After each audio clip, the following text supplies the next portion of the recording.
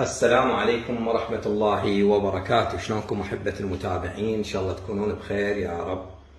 وصفتنا لهذا اليوم هي طريقة عمل الكليتشة المقطعة، نفس طريقة شغل المعامل مال الحلويات. طريقة جدا سهلة وبدون أي خمرة أو بيكنج باودر، هذه بدون خميرة، فقط طحين ودهن وسكر ومي والحشوة تمر.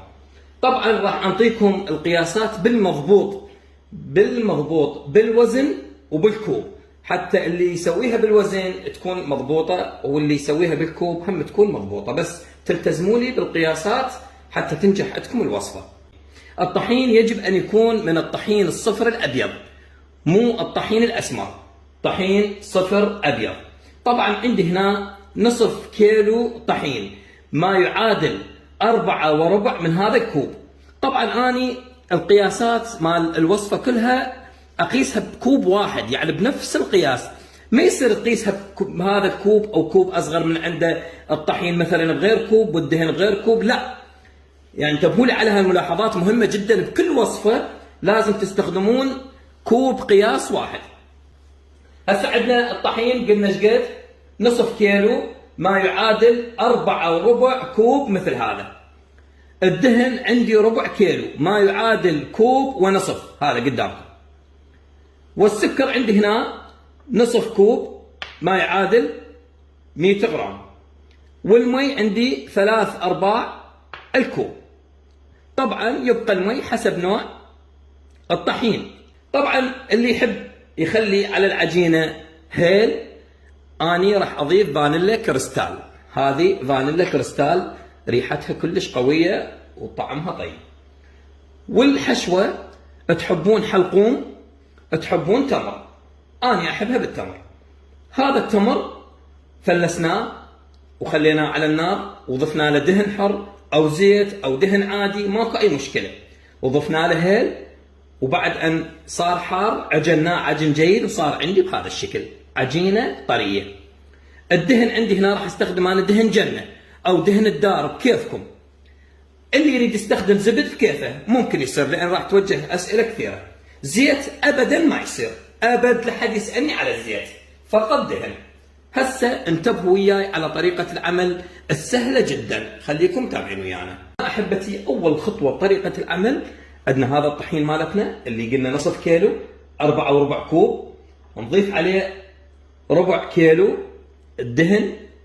هذا تحبون دهن حر، دهن جنة، دهن الدار، ماكو أي مشكلة.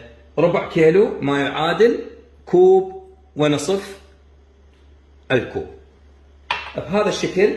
طبعا بداية أحركه بأي ملعقة سباتيلا أي شيء إلى أن ينخلط جيد، وبعدين أعجن بإيدي إلى أن تتلابس المكونات جيدا. أحبة المتابعين، بعد أن عجنت فقط الدهن والطحين، شوفوا صار عندي بهذا الشكل عجينة ناعمة جدا. هسه الخطوة الجاية شو نسوي؟ بكاسة نضيف نصف كوب سكر ما يعادل 100 غرام. قلت لكم المي طحين عن طحين يختلف بشربه للمي. أنا هذا عندي 3/4 كوب، راح أضيف نصف كوب وربع أترك احتياط. أنا أعرف كله راح ياخذه، بس شنو احتياط حتى ما تخرب عندي العجينة وبعدين أجي أحط طحين وكذا وتصليح. وأيضا أضيف الفانيلا هنا وأحرك إلى أن يذوب عندي السكر. هنا أحبة المتابعين كملت خلط السكر والمي، راح أضيفه هنا على الدهن والطحين اللي سويناه. وهسه راح نبلش نعجنه إلى أن يتشرب كل المواد. وهنا أحبة المتابعين عجنته بإيدي، شوفوا بعده يحتاج مي لأنه يتفتت. هسه راح أضيف باقي المي كله هذا وأرجع أعجنه إن شاء الله. وهسه أحبة المتابعين كملنا عجنها، شوفوا طلعت عندي بهذه الطراوة سلسة جدا، شوفوها. هسه إن شاء الله راح نبلش نشكل الكليتشة. أحبة المتابعين هسه نجي نشكل الكليتشة. طبعا ناخذ القدر اللي انتم يعجبكم، نفتحها بهذا الشكل. شوفوا، نفتح العجينة نسويها بهذا الشكل، اجي افتحها بايدي بهذا الشكل. تمام، هسه فتحت عندي بهذا الشكل. طبعا اني هنا مجهز التمر مسويه بهذا الشكل، اخلي التمر واغلق العجينة عليه. طريقة جدا سهلة، وانا اعتقد الكل يعرف يعني شلون يشكل. التشكيل يبقى حسب رغبتكم. شوف، احركها بهذا الشكل، يعني شلون ادمجها، اخليها تتلابس ويتماسك عندي التمر مع العجينة. هسه انتم شلون تحبون تقطعونه، مثلا بالسكين وبهذا الشكل. انا هسه راح اسوي لكم هاي وحده بالقالب. عندي هذا القالب الكريستال، شوفوا هذا القالب طبعا جاني هديه من احد الاخوه من مدينه او محافظه العماره. شوفوا، نخليه بهذا الشكل على الكليتشة ونضغطها ضغطه قويه. شوفوا، بعدين ارفع القالب. ايش راح يطلع عندي؟ يطلع عندي هاي الزوائد. شو اسوي لها؟